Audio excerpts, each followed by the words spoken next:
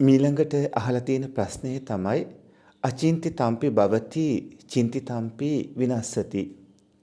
හිතන දේ වෙන්නේ වෙන දේ හිතාගන්න බෑ කියලා බුදුරජාණන් වහන්සේ කියලා තියෙද්දි වෙන දේ හිතාගන්න බැරිව තියෙද්දි අපි භාවනා කරන එකේ තේරුමක් තියනවාද කියලා තමයි අහලා තියෙන්නේ. පින්වතුනි, ඔය ඇත්තෝ දෙයක් කියනකොට ඒක හරියටම දැනගන්න ඕනේ. අචින්ති තම්පි භවති චින්ති තම්පි විනස්සති.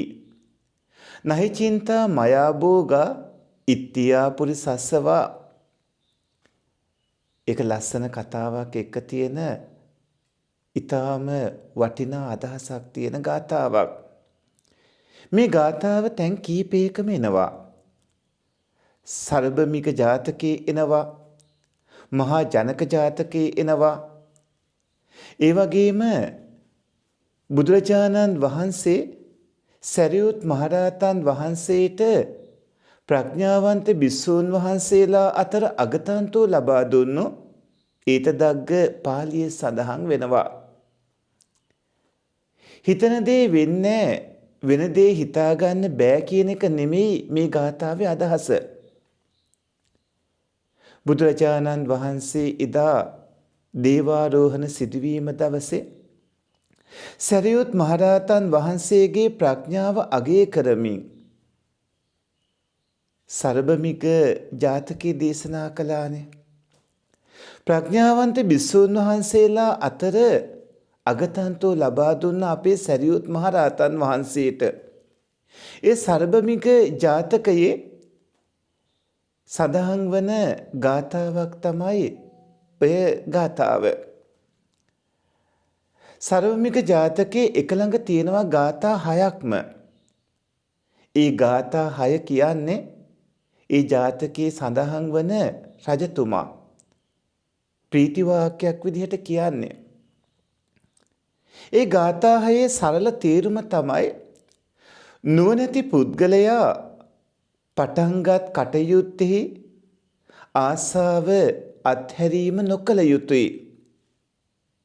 මමත් මුවාව මරන්නම හිතාගෙන මුවාගේ පසුපස්සේම ගිහිල්ලා ඒ වතුර පිරුණු මහා නරාවලට වැටුණා. කරුණාවන්ත ඒ සරබමුවා මගේ ළඟට ඇවිල්ලා ඒ වලට ගල් තල්ලු කරලා මැරෙන්න ගිය මාව මරණයෙන් බේරගත්තා. නුවණැති මිනිස්සු තමන්ට ඕන දේ ලබා ගන්න උත්සාහය අත්හරින්න නැතුව ඒ ලබා ගන්න ඕන දේට ආසා කළ යුතුයි. ඒ උත්සාහය සාර්ථක නොවෙන්න පුළුවන්. ආවාටෙහි වැටේ කියලා මම හිතුවේ නැහැ. සරබමුවාව මරන්නමයි හිතුවේ. ඔන්න දැන් ඔබ කියන කාරණාවට එනවා. මම හිතපු දේ විනාශ වුණා. නොහිතපු දෙයක්ම වුණා. කීර්තිය හා පිරිවර ලබා ගන්න හිතන සිටිවිලි විතරක් හරියන්නේ නැහැ. ඒවා ලබා ගන්න නම් වීර්ය කළ යුතුයි. වීර්ය කරන අයට නොහිතන දේ වෙනවා. අචින්ති තම්පි භවති චින්ති තම්පි විනස්සති. නහි චින්තා මයා භෝගා ඉත්තියා පුරිසස්සවා. නොහිතන දේ වෙනවා. හිතපු දේ වෙනසෙනවා. ස්ත්‍රියකට හෝ පුරුෂයෙකුට හෝ සිතූ පමණින්ම සම්පත් ලැබෙන්නේ නැහැ. සම්පත් ලබන්න නම් වීර්ය කළ යුතුයි. නැවත නැවත වීර්ය කළ යුතුයි. සර්බමික ජාතකයේදී රජතුමා කරපු පීති වාක්‍යයේ තියෙන ගාථා 6 සරල අදහස තමයි ඔය කිව්වේ. මේකෙන් කියන්නේ පිරිමියෙක්ට හරි කාන්තාවකට හරි කිසිම දෙයක් හිතුව පමණින් ලැබෙන්නේ නැහැ. ඒක සාර්ථක කරගන්න නම් ඔවුන් වීර්ය කරන්න ඕන.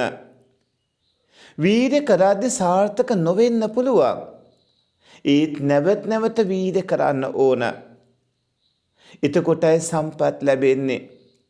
හිතුවා විතරක් කියලා සම්පත් ලැබෙන්නේ නැහැ. සම්පත් ලබා ගන්න නම් නැවත නැවත වීර්ය කරන්න ඕන. එතකොටයි හැමදේම ලැබෙන්නේ. මහා ජනක ජාතකයේ සඳහන් වෙන්නේත් ඔය වගේ අදහසක්මයි. පින්වත්නි, කවුණු ඉතින් ඔහොම තියෙද්දි උත්සාහවන්ත ඔය ඇත්තෝ භාවනා කරන්න. සමත විදර්ශනා දෙකේම ප්‍රතිඵල මේ ජීවිතේදීම ලබන්න කටයුතු කරන්න. හිතන දේ වෙන්නේ වෙන දේ හිතාගන්න බෑ නෙමෙයි. ඔය ඇත්තන්ට පුළුවන් හොඳට මහන්සි වුණොතින් පිරිමියෙක් වේවා කාන්තාවක් වේවා හිතූ පමණින් දෙයක් වෙන්නේ නැහැ. ඒක සාර්ථක කරගන්න වීර්යවන්ත වෙන්න ඕනේ. වීර්ය කරනකොට සාර්ථක නොවෙන්න පුළුවන්.